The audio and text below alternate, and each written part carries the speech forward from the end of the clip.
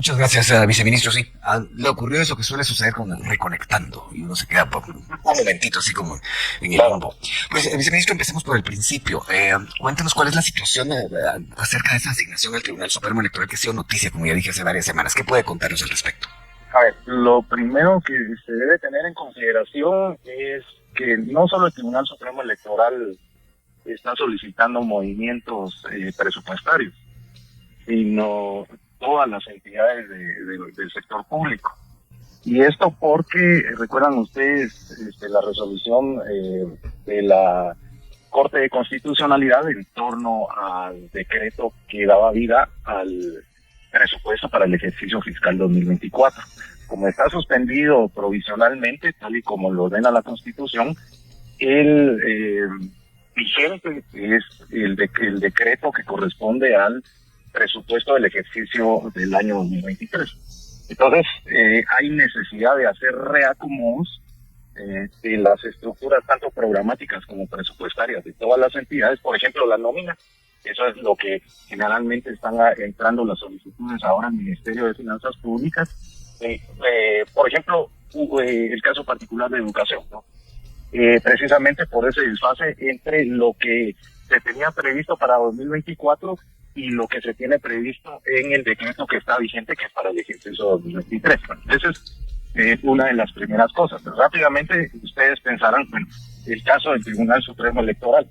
Es que se viene de antes, por eso es que le preguntaba. Sí, allí no, pero cuando hablo que estamos hablando de la vigencia del ejercicio fiscal anterior, recuerdan ustedes el aporte extraordinario que se le dio al Tribunal Supremo Electoral, que son alrededor de 850 millones. En general, si nos vamos a 2022, el Tribunal Supremo Electoral tenía alrededor de 700 millones de quetzales en aporte ordinario.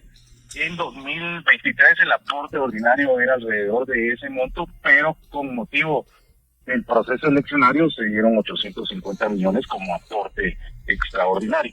Entonces, para este ejercicio fiscal, el Tribunal Supremo Electoral tiene alrededor de 1.558 millones de quetzales. Pero eso es en términos de un techo presupuestario. Eso significa que el Tribunal Supremo Electoral tiene hasta un máximo para, hacer erogaciones presupuestarias hasta 1.558 millones de quetzales. Pero ahora, teniendo en consideración que también hay nueva administración gubernamental, hay nuevas prioridades y hay que hacer reacomodos, entonces esos aportes extraordinarios, por ejemplo, no solo hablemos del Tribunal Supremo Electoral, sino hablemos otros aportes extraordinarios, deben ser readecuados en función de las nuevas prioridades. Entonces, seguramente el Tribunal Supremo Electoral quiere acercarse hacia el Ministerio de Finanzas Públicas, por ejemplo, en ese sentido. Concretamente, no hemos tenido alguna comunicación ni informal ni formal, por lo que podríamos hablar aquí, todo estaría en el campo de las especulaciones. Pero digamos, en un panorama presupuestario, es eso lo que le cuento. Hay necesidad de acomodo, hay necesidad de reacomodar estructuras presupuestarias y programáticas, porque entró en vigencia lo del ejercicio fiscal anterior, y reitero que el techo que tiene el Tribunal Supremo Electoral, que son alrededor de 1.558 millones de quetzales, es solo un techo, no es que tenga esa disponibilidad. Y esos aportes extraordinarios, por supuesto que debe hacerse un análisis desde el Ministerio de Finanzas en función en conjunto con Sigiplan, porque la Ley Orgánica de Presupuesto ordena el calce entre plan y presupuesto para reorientar la disponibilidad, los techos presupuestarios hacia las prioridades de esta nueva administración. Señor viceministro, dadas las circunstancias y el hecho de que ustedes acaban de llegar, hay preguntas que a lo mejor todavía escapan de la información que usted ya tiene a su disposición, pero creo que esto sí fue noticia a principios de diciembre. Se hablaba de que el Tribunal Supremo Electoral no tenía dinero ni para aguinaldos, ni para salarios, ni para cumplir con algunos proveedores. Y en algún momento trascendió que esto podía ser una especie de castigo, porque no estaban alineándose con ciertos planes, que creo que no tengo necesidad de mencionar. Así que no sé si ustedes ya pudieron determinar tal cosa. Sí, Luis Felipe, es que aquí hay otra que está ligado con lo último que mencioné en mi anterior participación, y es referido a que si bien se tiene el techo presupuestario, hay que recordar que el Ministerio de Finanzas Públicas alimenta a las entidades con disponibilidades financieras. Es decir, yo tengo los 1.558, pero no como en el ideario colectivo, ya tiene a disposición en espacio financiero o la plata, digámoslo coloquialmente, o el dinero del Tribunal Supremo Electoral para disponer de él. Recuérdense que las disponibilidades financieras, en el caso de Guatemala, están altamente vinculadas o dependientes de la recaudación tributaria. Y esa recaudación tributaria se va dosificando mes con mes. Y en función de esa temporalidad, entonces el Ministerio de Finanzas también asigna cuotas presupuestarias. Las entidades hacen formalmente una solicitud al Ministerio de Finanzas Públicas de asignación de cuotas, por ejemplo, y el Ministerio de Finanzas, en el análisis que debe hacer, de acuerdo con la legislación, de acuerdo con lo que establece el COPET, que es la Comisión, digamos, para la Ejecución de Presupuesto, que asigna las cuotas. Otro momento de reconexión. Eso es lo que estoy percibiendo ahora mismo. Sí, se prolongó el momento de reconexión. Vamos a ir a la pausa y volvemos con el viceministro Figueroa para seguir conversando acerca de este tema. Willy, si puede usted indicarle al viceministro, y volvemos en un momento. Y estábamos conversando con el licenciado Walter Figueroa, viceministro de Administración Financiera de la cartera de Finanzas Públicas. Hubo un problema de reconexión en la señal, él va en ruta, pero me dice Willy Gutiérrez que ya estamos listos para continuar la charla.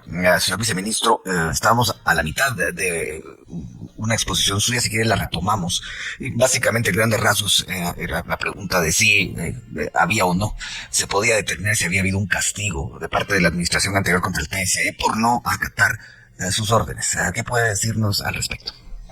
Luis Felipe, el tema está en que, vinculado con lo último que había dicho en mi primera participación, es que el tribunal tiene un techo de 1.558, pero no tiene la disponibilidad financiera porque, repito, el gasto depende alrededor del 85% de la recaudación tributaria que va mes con mes. Para eso se conformó un comité dentro del Ministerio de Finanzas Públicas de programación de la ejecución presupuestaria, a quien le llegan las solicitudes de asignación de esas cuotas financieras.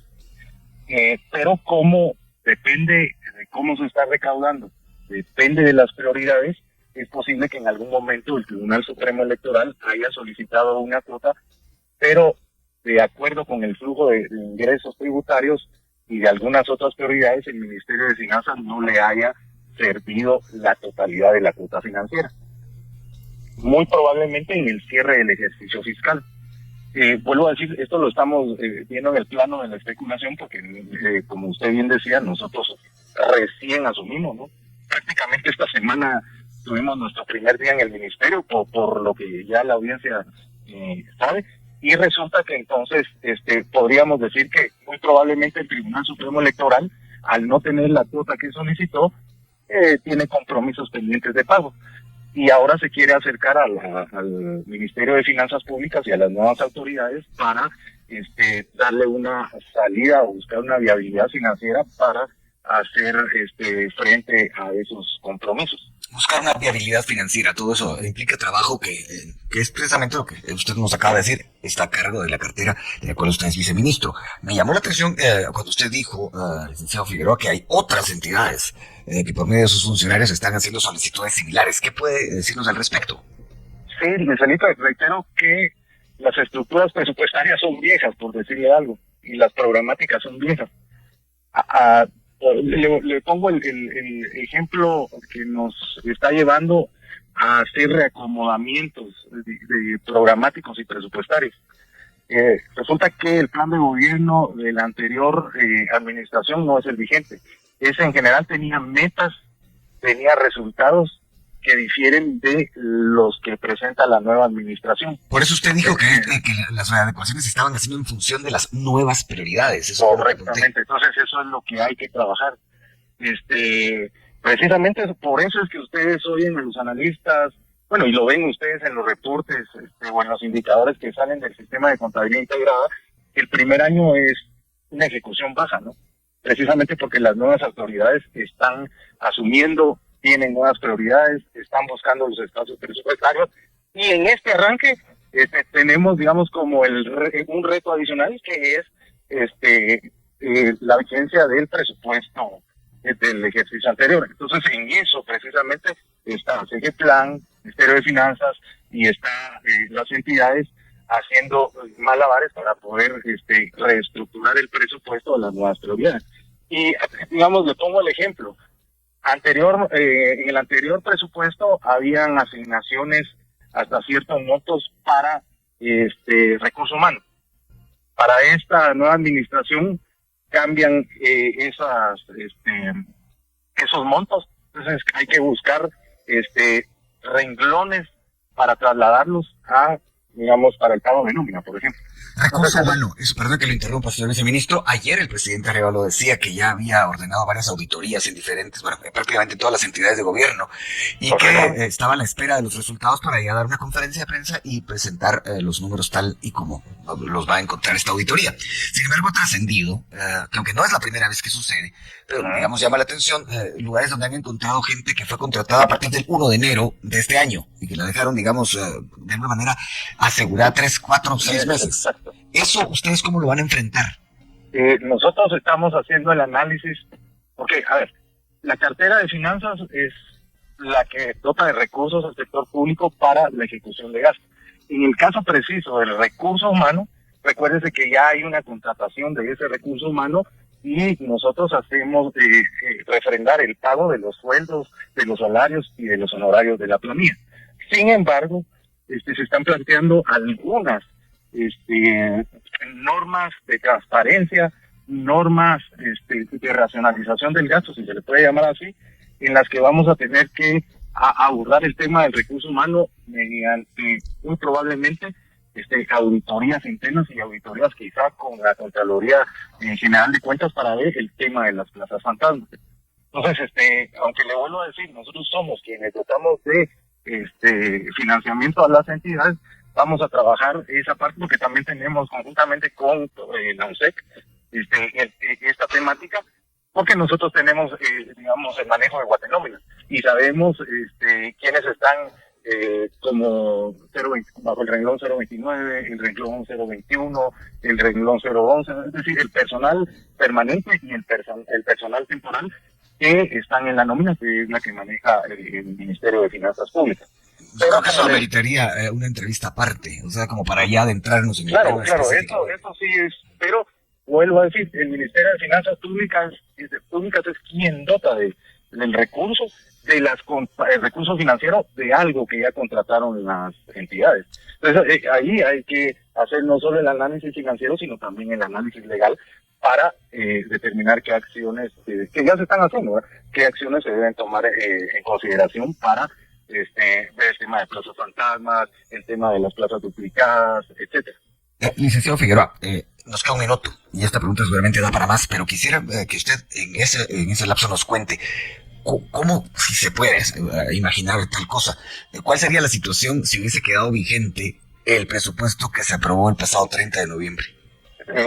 Es atar de manos al Ejecutivo y darle el poder financiero al Legislativo, cuando constitucionalmente el que tiene tanto por leyes por la Constitución y por leyes ordinarias, el que tiene la potestad y la facultad para el manejo de las finanzas públicas y el crédito público es el Ministerio de Finanzas Públicas.